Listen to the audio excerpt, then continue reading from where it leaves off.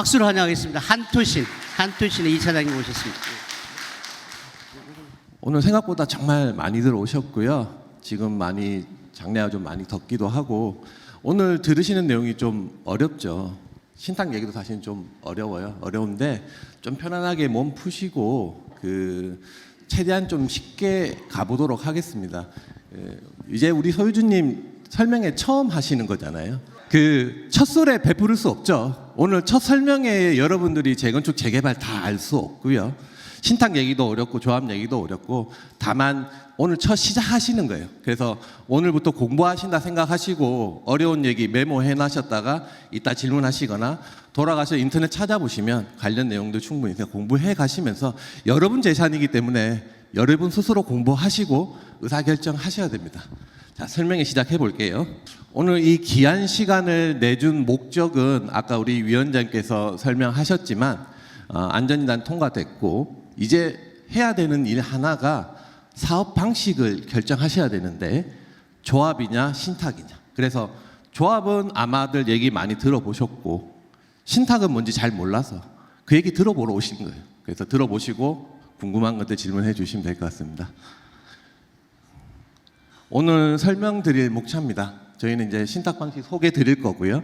그리고 신탁 방식이 왜 도입됐는지에 대한 설명을 좀 하셔야 신탁의 목적도 이해를 충분히 하실 수 있을 것 같고 저희 사업의 장점 그리고 한국토지신탁은 어떤 회사인지 이렇게 설명하고 질의응답 마무리하도록 하겠습니다. 아까 충분히 설명은 하셨어요. 근데 아주 쉽게 얘기를 해보면 우리 소유주님 가지고 계시는 아파트를 출자하셔서 아파트를 새로 짓는 사업입니다. 여러분들이 주주가 되시는 거죠. 그래서 내가 투자한 땅이 곧 내 지분이다. 그래서 아까 뭐 감정평가 얘기 나오는 것들이 내 지분에 대한 평가를 받고 그 지분만큼 나중에 개발 이익을 돌려받으시는 거예요. 그래서 부족하면 돈을 더 내시거나 남으면 돈을 돌려받는 거죠. 그래서 우리 소유주님들이 직접 출자해서 하는 사업이다. 이렇게 간단하게 이해하시면 될 것 같습니다. 그런데 이제 조합 방식이 있고 이제 신탁 방식이 있죠. 되게 막 뭐 다를 것 같고 어려울 것 같은데 사실은 크게 다르지 않습니다. 뭐가 다르냐 그러면 시행하는 사람들이 이제 조합이 될 거냐 전문가인 이제 신탁을 불러서 할 거냐 이게 사실은 되게 간단한 얘기예요. 근데 조합은 우리 주민들이 직접 결성하시는 거죠. 위원장, 조합장이 뽑으시고 위원 구성해서. 근데 신탁은 이제 저희 같은 회사들을 불러서 수수료 주고 사업을 시키고 이걸 이제 주민 대표 기구가 관리 감독하면서 사업을 끌고 가는 방식입니다. 그래서 차이라고 하면은 절차적으로는 거의 유사합니다. 다만 시행 주체가 누구냐. 근데 이제 조합보다 신탁이 뭐가 좀 더 나을까라는 부분일 텐데요. 오늘 얘기 들으시면서 요 한 3가지 정도 조금 유념해서 들어봐 주시면 좋을 것 같습니다. 일단 전문성에서 차이가 납니다. 조합은 일반인이죠. 신탁은 전문가고 이게 결국은 속도나 비용의 차이를 발생시키는 부분들이고요. 두 번째, 주도권. 이게 사실은 좀 무슨 얘기인가 좀 의아하게 하실 텐데 신문에 조금만 검색해 보시면 재건축 재개발 뭐 논란의 이슈에 항상 보면 시공사가 등장하고 공사비가 등장합니다. 근데 이제 결론적으로는 우리 대기업 집단인 시공사한테 주도권을 뺏김으로 인해서 공사비 인상의 이슈에서 대응을 제대로 하지 못하고 끌려가거나 뭐 그런 문제들이 있기 때문에 사업의 주도권을 누가 가지고 갈 거냐. 우리 주민들이 직접 가지고 가셔야죠. 중요한 의사 결정이니까.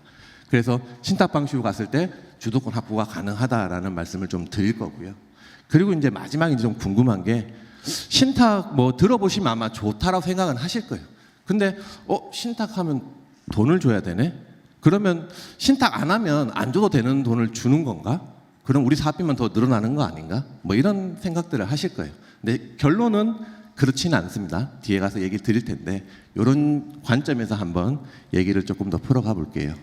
문헌적으로 조금 저희가 조합과 신탁을 좀 비교해 보면 의사결정은 조합은 주민들이 모여서 하는 총회, 신탁은 전체의 단어는 틀리지만 결국 정비사업은 중요한 결정은 총회에서 주민들이 직접 하셔야 된다는 내용은 똑같습니다.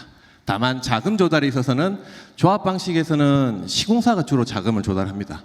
근데 신탁은 신탁사가 직접 자금을 조달하고요. 공사비는 조합 방식에서는 분양불이라는 표현을 쓰는데 쉽게 얘기를 하면은 분양을 해가지고 만약에 우리 분양 통장에 100억이란 돈이 들어왔어요.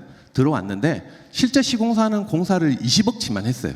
그러면 분양분은 어떻게 되냐? 죄송합니다. 분양분은 어떻게 되냐? 통장에 있는 100억을 시공사가 다 가져갑니다. 공사는 20억 했었어요. 근데 신탁 방식은 기성불입니다. 기성불이라는 건 100억 통장 있어도 공사 한 20억만 주고 80억은 여전히 통장에 남아 있는 거죠.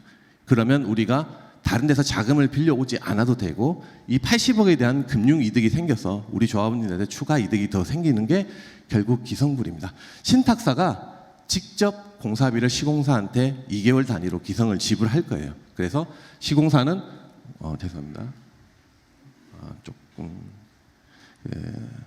시공사는 공사하고 공사비 받아가는 거죠. 이전에 조합에서는 시공사가 사업에 관여도 하고 돈도 되고 여러 의사결정들을 참여했다 그러면 지금은 시공사는 단순히 LH에서 발주내는 것처럼 공사비 받고 공사만 하면 되는 겁니다. 그래서 사업의 주도권이 시공사에게 있느냐 우리 소유주에 있느냐 이 차이가 발생하는 거죠.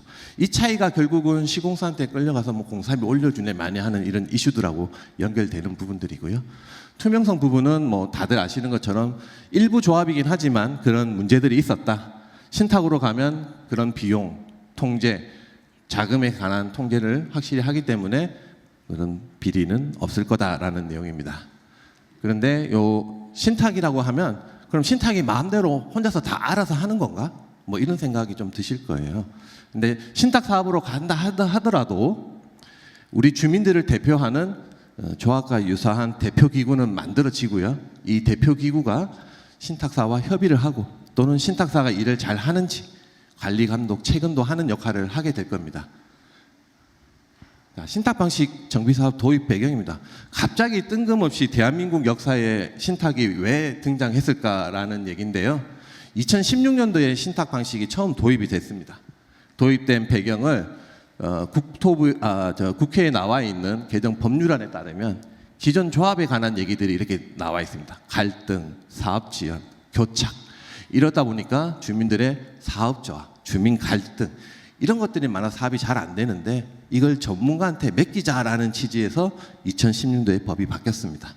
그런데 이제 이게 한 2021년도까지는 신탁 방식이 그렇게 많이 대두되지는 않았어요. 지금은 많이 트렌드화됐다 말씀을 드렸는데 왜 그러냐 그러면 조합 방식 문제는 원래도 있었어요. 원래도 있었고 과거에도 현재도 계속 일부 문제들은 있는데 그게 이제 뭐 아까 말씀드렸던 비전문성, 갈등, 비리, 시공사한테 뺏기는 주도권 뭐 이런 것들이 문제였는데 다만 운이 좋게도 21년도까지는 매해 아파트 가격이 급상승합니다. 급상승한다는 얘기가 결국은 뭐냐면 비용이 추가적으로 계속 늘어요. 사업이 잘 안 되면. 근데 분양가가 올라가서 이 비용들을 다 상쇄하고도 조합원님들이 만족하는 결과를 받으니까 입주가 되고 사업이 잘 끝나서 왔었죠. 그런데 이제 22년도 우크라이나 전쟁이 터지면서 큰 이슈 하나가 터집니다. 공사비가 갑자기 급등하기 시작해요. 그리고 분양이 이제 잘 안 되기 시작합니다. 우리 광명도 최근에 분양한 것들이 그렇게 턱 시원치는 않죠. 미분양들이 남아있고. 그러다 보니까 비용은 늘고 수입은 늘지 않으니 결국 조합원님 분담금은 늘 수밖에 없고 문제는 자꾸 양산되고 사업은 잘 안 되고 그래서 뭐 사업을 간해만해하는 뉴스들이 지금 막 신문지상 이제 나오는 거죠. 그래서 이제 2022년도부터 조합 방식의 문제점들이 이제 두각되고 신탁 방식의 장점들이 이제 부각되기 시작하는 겁니다. 지금 보시는 장은 이제 서울의 주요 사업지들인데 이러이러한 문제들로 인해서 지금 진행이 잘 안 된다라는 기사들만 좀 캡처한 거예요. 그래서 대표적인 게 우리 둔촌주공 사례죠. 이 둔촌주공에서 잘못된 결정 하나로 주민들이 약 한 1억 얼마 정도의 추가 분담금이 발생했습니다. 이 중요한 의사결정들을 조합이 제대로 끌고 가지 못했던 문제의 대표적인 사례고요. 대조 1국도 마찬가지로 공사하다가 중단된 사례. 이런 문제들 때문에 신탁 방식이 이제 대두가 되는 건데 정부는 이렇게 생각하고 있습니다. 22년도부터 국민주거 안정 실현 방안을 발표하면서 전문 개발 기관인 신탁사가 사업 시행을 촉진하도록 정부가 좀 길을 열어주겠다라고 발표를 합니다. 그리고 23년도에는 길을 열었더니 신탁도 뭐 여러저런 이슈가 있어서 제도를 조금 손을 봐서 국토부의 표준계약서, 신탁계약서들이 다 따로 놀았었는데 그 이제 표준화해서 주민들한테 똑같이 배포될 수 있도록 그런 표준화 작업 등이 진행됐었고요. 24년도 얘기가 사실은 저희 광명하고 맞닿아 있는 부분들이에요. 신탁 방식으로 가게 되면 절차를 대폭 개선시켜줘서 우리의 사업기간을 단축시켜주겠다. 아까 우리 정비업체 대표님께서 10년 정도 잘해야 라는 얘기를 하셨고, 신탁 방식으로 갔을 때 그보다 한 2년 이상은 더 당길 수 있다라는 절차적인 단축이 가능하다라는 이제 말씀을 좀 드리는 겁니다. 물론 이 절차라는 건 신탁사 혼자서 할 수만은 없어요. 여러분들이 도와주시고 동의해 주시고 의사결정해 주셔야 합니다. 이런 신탁 방식이 그럼 이제 어떤 장점들이 있냐는 말씀을 드리겠습니다. 이 장표는 좀 보신 장표고요. 자, 이게 지금 보시는 조합으로 갔을 때의 위의 방식이고요. 신탁으로 갔을 때 이렇게 방식입니다. 위에서 아까 말씀하셨던 정비계획 입안이니 추진이니 조합이니 각종 인허가 등을 이렇게 단축을 해서 할 수 있습니다. 뭐 더 깊게 들어가면 복잡해지니까 단축할 수 있다. 그 기간은 신탁사별로 얘기하는 건 좀 다르지만 대략 한 2년 이상 단축될 수 있다. 공사비가 1년에 올라가는 비용을 생각하면 2년이면 우리 분담금이 그만큼 줄어들 수도 있다는 얘기랑 똑같은 얘기죠. 그래서 신탁사 한투신이 하고 있는 사업장들 사례를 조금 소개시켜 드릴게요. 신길동에 있는 2개의 사업지가 있습니다. 여기가 한국토지신탁사업지, 여기가 조합방식입니다. 우연히도 2018년도에 사업을 같이 시작을 했고요. 그런데 지금은 한국토지신탁사업은 이제 곧 착공을 앞두고 있고, 우리 조합방식 사업은 여전히 아직 관리 처분을 못하고 있습니다. 기간 차이가 벌써 2년 정도 벌어져 있어요. 그런데 이제 한국토지신탁이 사업을 하는 내용들을 좀 보면 신길동 사업이 사실은 되게 어려웠던 사업입니다.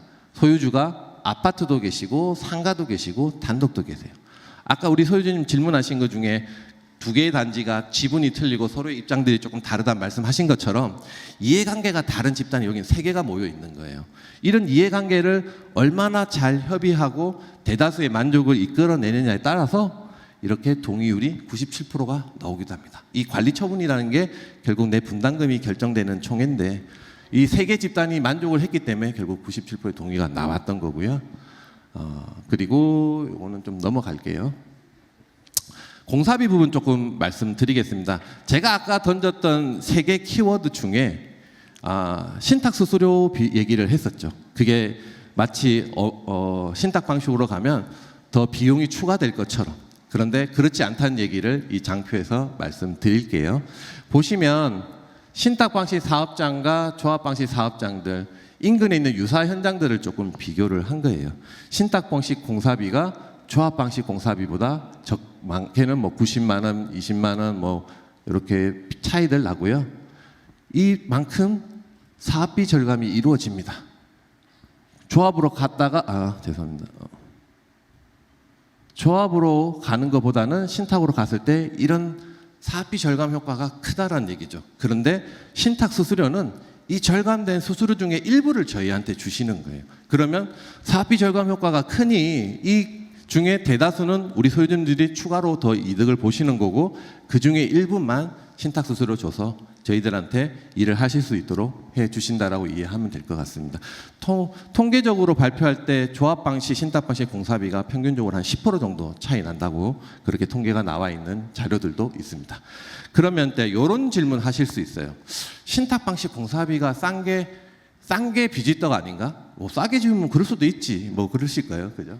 그런데 구조적으로 조금 설명을 드리면 우리 아파트의 품질을 결정하는 그 공사비라고 하는 건 직접 공사비입니다. 우리가 뭐 레미안을 지을지 자이를 지을지 할 때 내가 눈에 보는 조경, 지하주차장, 단위세대 등에 들어가는 마감재 등을 들어가는 원가는 직접 공사비입니다. 이 직접 공사비는 조합이나 신탁이나 똑같아요. 다만 어디서 차이가 나냐 그러면 간접 공사비가 조합으로 가는 시공사에 더 많이 책정돼 있고, 게다가 분양 리스크도 더 책정하는 경향이 강합니다. 이 분양 리스크라는 게 결국 뭐냐면 아까 제가 이런 말씀을 드렸죠. 조합은 분양불이다. 분양불은 뭐다? 분양을 해서 수입이 들어와야 시공사에 공사비를 줄 수가 있어요. 그러면 시공사 입장에서는 이게 분양이 잘 될지 안 될지에 따라서 현장마다 분양 리스크 비용을 공사업에 더 태우기도 합니다. 그런 불필요한 비용들이 많이 태워져 있는 게 지금까지의 조합 방식이었어요. 그러다 보니 신탁사에는 분양 리스크 시공사가 걱정할 필요 없어. 우리가 기성불로 줄 거니까. 그러면 이런 분양 리스크 비용이 걷어지는 거고요. 간접공사도 꼭 시공사가 발주해야 되는 게 있는데 굳이 시공사가 발주하지 않아도 되는 게 있습니다. 예를 들어서 모델하우스 축조하는 거예요. 모델하우스 축조는 굳이 시공사가 하지 않아도 돼요. 근데 시공사에 맡기면 원가에 간접비에 본인들 직원 월급까지 보태다 보니 간접비도 신탁보다는 비싸죠. 신탁은 그냥 직접 발주 내면 되니까. 이런 차이들 때문에 공사비가 발생하는 거고요. 서울에 있는 현장입니다. 북가자 마천구역이고요. 비슷한 시기에 시공사를 선정했고 브랜드도 여러분들이 잘 아시는 하이엔드 브랜드입니다. 아주 좋은 브랜드 선정했죠. 그런데 공사비가 약 91만 원, 910억 정도의 차이가 발생한 현장입니다. 신탁 방식이 같은 여건에서도 공사비가 저렴하다. 똑같은 품질. 그래서 그런 장점이 있고요. 분양 수익 측면에서도 아까 제가 중간중간에 설명은 드렸지만 장점이 있는 게 조합 방식일 때는 시공사가 분양불로 해야 되니 분양이 잘 되려면 결국 뭘 어떻게 해야 될까요? 분양가를 낮추면 잘 팔리겠죠. 그럼 시공사는 보통 분양 가격을 낮추려고 합니다. 자기 공사비 확보해야 되니까. 그래서 분양 가격이 낮다는 건 조합의 수입이 떨어진다는 얘기죠. 근데 신탁은 그런 분양 가격도 시장에서 받을 수 있는 합리적인 가격 범위 내에서 위원회 또는 주민들과 협의해서 잘 받을 수 있도록 그렇게 해서 분양 수입을 극대화하고 있다라고 말씀드리겠습니다. 요 보시는 요거 글자들은 잘 안 보이실 거예요. 근데 요렇게 노란색으로 보이는 영역에 요 밑에 칸에 있는 이 선이 기성불이라고 생각하시면 됩니다. 기성불. 우리 분양 수익금에 있는 돈 중에 우리가 실제로 돈을 줘야 되는 돈은 이 돈이에요. 근데 분양불로 가면 돈을 이렇게 줍니다. 요 구간만큼을 분양불에서는 시공사한테 더 주고 있는 거죠. 안 줘도 되는데. 그렇게 해서 저희가 하고 있는 사업장에 기성불로 했더니 조합 방식에서는 발생하지 않는 통장에 남아있는 돈들로 인해서 약 48억의 추가이익이 또 발생합니다. 이걸 또 조합원님들이 나눠 가지시는 거예요. 그래서 기성불의 장점, 신탁 방식의 장점이 여기에서도 드러납니다. 저희가 사업을 하면 이처럼 사업 관리, 속도, 비용 다 조합 방식보다 잘 할 수 있고요. 그런데 말씀드렸던 신탁 비용은 더 는다 안 는다? 안 는다. 왜? 공사비 절감 효과, 사업비 절감 효과가 훨씬 더 크기 때문에 수수료를 주시더라도 여러분들이 가져가는 이득이 훨씬 크다라고 이해를 하시면 될 것 같습니다. 그런데 이제 오늘 저희가 신탁 방식 전반에 대한 얘기를 해드렸고요. 나중에 또 다른 신탁사의 설명회가 있을지 아닐지 모르겠지만 여러분들이 사업 방식을 신탁으로 결정하신다면 그 다음에 과연 그럼 어느 회사랑 일을 할지 또 고민을 하셔야 될 거예요. 그래서 저희가 오늘 나온 김에 여러분들에게 신탁사 선정의 이제 키워드를 이제 좀 던져볼까 합니다. 신탁사 아까 제가 수수료 얘기했는데 그럼 뭐 신탁 수수료 무조건 싼 게 좋겠네. 싸면 좋을까요? 뭐 자동차도 가격 낮으면 다 좋을까요? 아파트도 그럴까요? 뭐 이런 고민들을 좀 해보자라는 거죠. 대한민국의 신탁사는 총 14군데가 있습니다. 그 중에 한국토지신탁이 가장 대표적인 회사고 1등인 회사라고 저희가 자신 있게 말씀드릴 수 있고요. 신탁사들이 다 사업을 잘하는 건 아닙니다. 신문 조금 찾아보시면 뭐 잘하는 거 못하는 거 뭐 이런 거 있지만 대체로 한국토지신탁이 그동안 일을 잘 해왔다. 그런 결과들이 극명하게 드러날 수 있다라는 얘기고요. 한국토지신탁은 지금 자본 뭐 이런 부분들 업계 1위고 실적도 업계 1위 하고 있고 말씀드렸던 시공사와의 대항력 등에서 가장 핵심 기능을 할 수 있는 이런 기술본부도 여타의 신탁사들하고는 비교할 수 없는 조직을 갖추고 있습니다. 지금 한국토지신탁이 서울 수도권에서만 하고 있는 사업장이고요. 22개 정도 됩니다. 뭐 MOU 이런 것 빼고 순수하게 시행자 된 것만 말씀드리는 거고요. 전국에 있는 사업장들 중에 메이저 건설사들하고 이렇게 협업을 하면서 DH 뭐 이런 그 하이엔드 브랜드들도 같이 사업을 하고 있습니다. 그리고 여러분들의 지금 단계는 이제 이 전 단계죠. 아까 말씀드렸던 이제 개국을 해야 되는 단계. 그런데 한국토지신탁은 시작부터 끝까지 모든 사업장들을 다 지금 어루만지고 경험하고 있기 때문에 여러분들이 장래에 발생할 문제들을 다 앞단에서 경험하고 준비하고 있을 수 있는 회사입니다. 쭉 설명드렸는데 아직 우리 설계를 못 봐서 궁금들 하실 거예요. 오늘은 그 설계에 관한 얘기는 없습니다. 다만 이런 설계도 얼마나 잘 검토하느냐에 따라서 우리 소유주의 만족도, 이익, 수익성 다 연결되고요. 전문적인 사업 관리, 컨트롤하기도 힘든 시공사 문제, 이거 과연 우리 주민들이 다 할 수 있을까요? 전문가에게 맡겨야 될까요? 뭐 이런 얘기들이고요. 저희가 하고 있는 얘기인데 오늘은 요건 조금 빨리 지나가도록 할게요.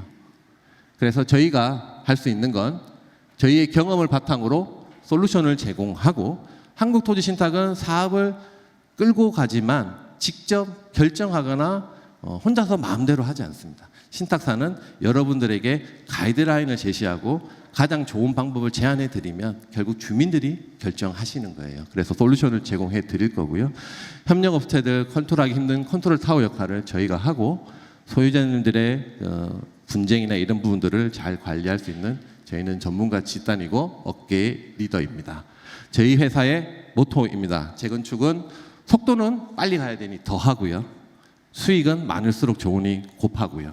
비용은 줄일수록 좋으니 줄이고 위험은 리스크 분산하겠다는 뜻에서 저희 회사가 밀고 있는 모토입니다.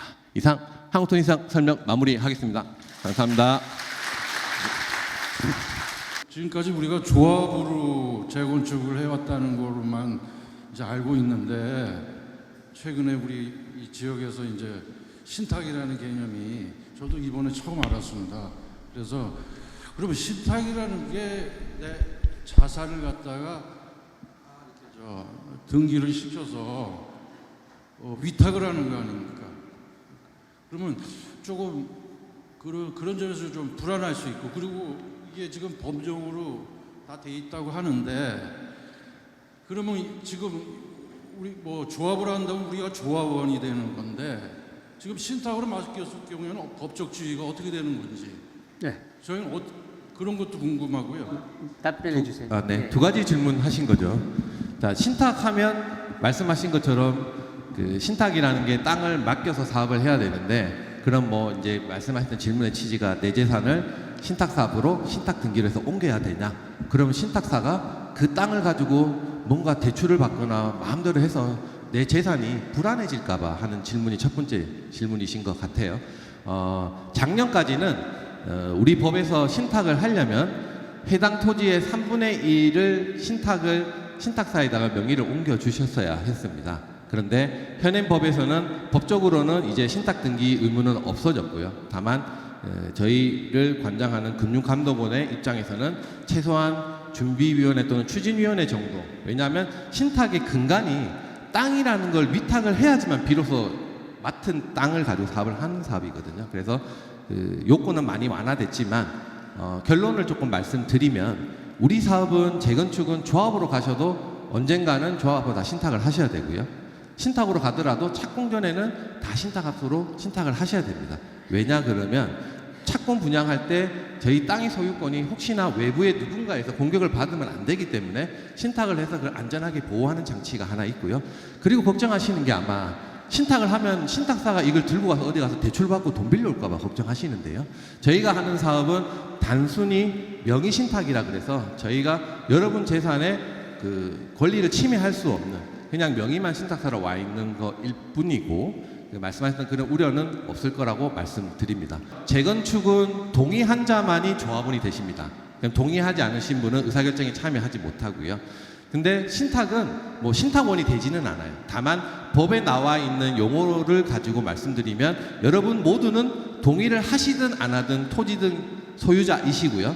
동의하신 분은 동의한 토지 등 소유자라고 해서 조합원과 똑같은 권리를 누리면서 사업을 가시게 될 거고 그 두 개의 분류가 좀 나뉘어서 가는데 뭐 굳이 어려워하시지 말고 그냥 조합원이 된다고 생각하셔도 무방할 것 같습니다. 저는 10단지 9동 17동을 소유하고 있고요. 잘 안 들리는데 마스크 네. 끼면 안 됩니까? 저 10단지 소유주고요. 예. 일단 시공사 입장에서 아까 이제 뭐 간접담 뭐 이런 걸 먹을 수 있는 부분이 있다고 하셨잖아요. 시공사에서 먹을 수 있는 부분이 조합이 많은데 신탁은 그게 적다라고 얘기를 하셨는데, 그럼 시공사가 먹을 게 없는데 먹을 게 적은데 신탁의 매력을 느껴서 여기다가 공사를, 저희가 좋은 시공사를 만나야 또 저희도 좋은 아파트를 만날 수가 있잖아요. 그래서 시공사에서 따로 뭐 당근을 받지 않으면 거기도 사실 사업지는 많고 굳이 하안주공 11단지를 좋은 시공사에서 선택하지 않을 수도 있다라는 생각이 얘기를 들으면서 들었거든요. 걔네도 돈 벌려고 하는 건데 돈이 많이 떨어지는 거를 하려고 하지 않을까 이런 생각이 좀 들어가지고, 물론 저도 조합을 찬성하는 건 아닌데 이게 신탁으로 했을 때 시공사에서 먹을 게 없는데 먹을 게 적은데 과연 적게 먹는 데를 좋은 시공사가 선택할까? 이런, 저도 다 이기적인 사람인데 회사가 제일 이기적인 집단이라고 생각했을 때는 먹을 게 많은 데를 좋은 시공사가 선택하지 않을까 이런 생각이 들었거든요. 그래서 그런 부분은 어떻게 뭐 따로 당근을 주시는 게 있는 건지 그거가 너무 궁금했습니다. 네. 알겠습니다. 답변 드리겠습니다. 우선 아까 저희가 이제 시공사 쪽은 간접 공사비가 많다, 분양 리스크 비용이 태워져서 공사비가 이제 신탁 방식보다는 비싸다라고 했는데, 그게 이제 말씀하셨던 그런 먹을 게 많다라는 이제 의도로 말씀하셨던 거고요. 결국은 원래 시공사가 받아야 되는 정상적인 이윤보다는 훨씬 많이 이윤이 책정되어 있는 게 그동안의 조합 방식이었다라는 게 저희 쪽의 설명입니다. 뭐 특별히 뭘 많이 해먹다 그런 뜻은 아니에요, 시공사가. 자, 그리고 그 신탁 방식은 그럼 시공사들이 싫어할 수도 있지 않겠냐라는 질문이신 것 같아요. 근데 다만 그 신탁 방식은 시공사한테도 메리트가 있는 건 뭐냐면, 분양이 잘 되거나 안 되거나 그냥 공사만 하면 2개월 단위로 따박따박 공사비가 나옵니다. 근데 예를 들어서 대구 같은 데 요새 미분양 10,000세대씩 깔려가지고 사업이 안 돼요. 근데 거기 가면 분양률이 10%도 안 돼요. 그러면 분양 수익금의 통장에 돈이 없어요. 시공사는 계속 공사를 해야 돼요. 그런데 돈을 받을 데가 없어요. 그럼 시공사는 마이너스 공사를 해야 돼요. 신탁 방식의 장점은 안정적인 공사비 확보에 있습니다, 시공사 입장에서. 답변이 된지 모르겠는데 제가 이제 이걸 하면서 제 이제 답변을 하면, 신탁 방식으로 가면은 우리 정해 놓은 신탁 특례법에 의해서 1% 내지 3%를 가져가게끔 분양 금액에 그렇게 조정되어 있죠. 근데 우린 크기 때문에 1% 이하로 할 수 있다는 결론이었습니다. 제 얘기입니다.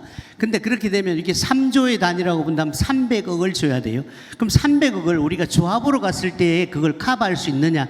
여기에 답변이 있었던 거예요. 300억을 커버만 할 수 있다면 신탁으로 안 갈 이유가 없거든요. 그래서 제가 생각을 해보니까 아까 말씀하신 대로 조합으로 갔을 때에 안는 리스크 몇 천억이 되는 그거에 300억을 가지고 간다면은 신탁 방식도 고려해 볼 만하다 하는 게 제 결론이었습니다. 그래서 신탁 방식이 가지고 그 3조라고 계산했을 때 3조에서 1%면 300억이에요. 그게 10년 동안에 가져가기 때문에 저는 8년에 해치운다 뭐 이런 생각을 가졌었는데, 그게 또 안 되더라도 10년 정도에 간다면은 그동안에 이제 많은 것을 해야 되기 때문에 경상비가 들어가고 또한 또 돈이 들어갈 거예요. 그러다 보면 300억도 사실상 크게 남는 건 아닐 거라고 생각이 듭니다.